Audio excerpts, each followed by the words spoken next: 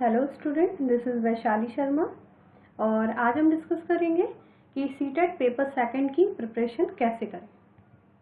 तो देखते हैं हम सीटेट पेपर सेकंड में जो आपके सब्जेक्ट आते हैं, फर्स्ट पार्ट आता है आपका सीडीपी का, चाइल्ड डेवलपमेंट साइकोलॉजी।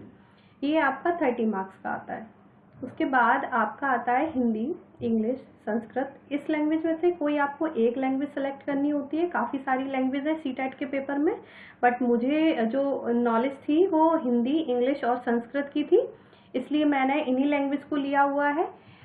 2 लैंग्वेज लेनी होती हैं। जो आप पेपर में लैंग्वेज फर्स्ट में लेंगे तो वो लैंग्वेज आप सेकंड में नहीं ले सकते। मान लीजिए आपने फर्स्ट लैंग्वेज हिंदी ली तो आपको सेकंड लैंग्वेज में से इंग्लिश या संस्कृत में से कोई एक लेना होगा। जिस भी लैंग्वेज पे आपका कमांड है उस लैंग्वेज को आप ले सकते हैं। मेरा सजेशन ये रहेगा कि आप पेपर में फर्स्ट लैंग्वेज में आप अपना हिंदी लें और सेकंड लैंग्वेज में जो भी आप सेकंड लैंग्वेज लेते हैं उसको आप ले सकते हैं।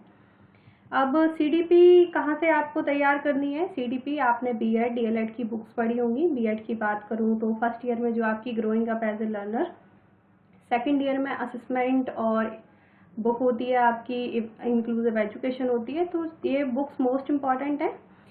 सीटेट, कुछ लोगों का मानना है कि सीटेट से कुछ नहीं होता, बट सीटेट के बिना भी कुछ नहीं होता है।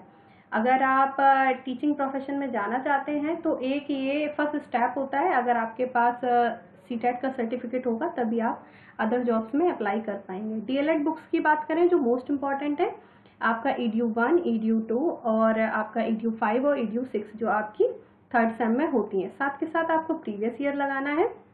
अगर आप मेरे चैनल से पढ़ चाहते हैं तो मेरे चैनल को सब्सक्राइब कर सकते हैं। मैंने इसमें बीएड पेडागोजी और सीटेट के नेम पर एक प्लेलिस्ट बनाई हुई है जिसमें मोस्टली काफ़ी सारे टॉपिक्स मैंने कवर करा दिए हैं जो कॉमन सभी पेडागोजीज में अप्लाई होते हैं। ब्लूम टैक्सोनॉमी आपकी हिंदी हो, इंग्लिश हो, संस्कृत हो, मैथ हो, साइंस हो, सभी में आती है। और आपका CCE, NCF, RTE 2009 या आपका असेसमेंट एवेल्युएशन, तो ये सारे टॉपिक्स मैंने कवर कराए हुए हैं। आप मेरे चैनल की प्लेलिस्ट में जाके चेक कर सकते हैं। लैंग्वेज की बात करूँ तो मैं दोनों लैंग्वेज के लिए बोलूँगी। इसमें 15 नंबर की पेडागोजी आती है और 15 नंबर का ही आपका जो हिंदी, इंग्लिश जो भी लैंग्वेज होगी उससे रिलेटेड आता है। इसमें अनसीन पैसेज आता है और एक पोएम आती है। और ग्रामर की बात करूँ तो वो नाम मात्र के लिए आती है, 2-3 क्वेश्चंस आते हैं।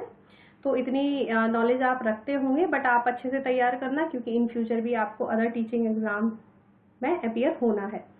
तो अनसीन पैसेज और पोएम की बात करूँ तो आप सिर्फ प्रीवियस ईयर उठाएं, उससे प्रैक्टिस करें और अपना लॉजिक क्रिएट करें क्योंकि आप पहले से ये क्लासेस में करते हुए आ रहे हैं। पेडागोजी जो 30 मार्क्स का सीडीपी है, ये आप अच्छे से नहीं पढ़ते हो, फिर कहते हो बाकी सारे सब्जेक्ट की पेडागोजी नहीं समझ में आ रही है।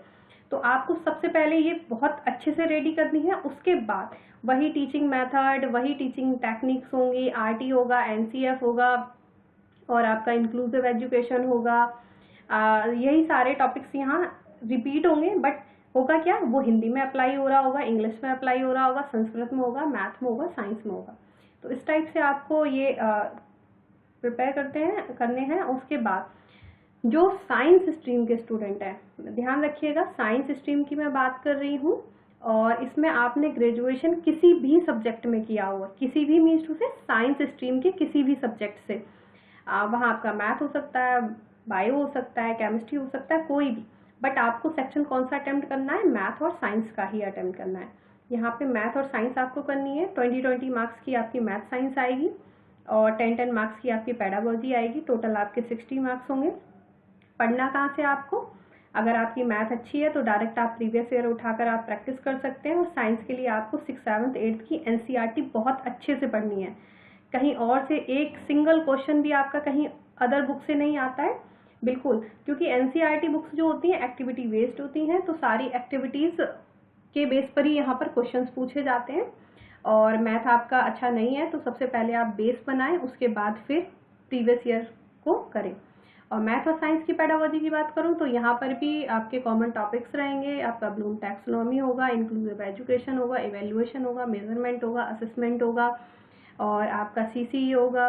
तो ये सारे टॉपिक्स भी यहाँ पर अप्लाई हो रहे होंगे। बस आपको सब्जेक्ट वाइज, क्योंकि आपको नॉलेज है बट आपको अंडरस्टैंडिंग और आप कैसे अप्लाई करते हो सिचुएशन में वो आपको चेक किया जाता है। बेसिकली सीटेट एक एप्टीट्यूड एग्ज़ाम होता है।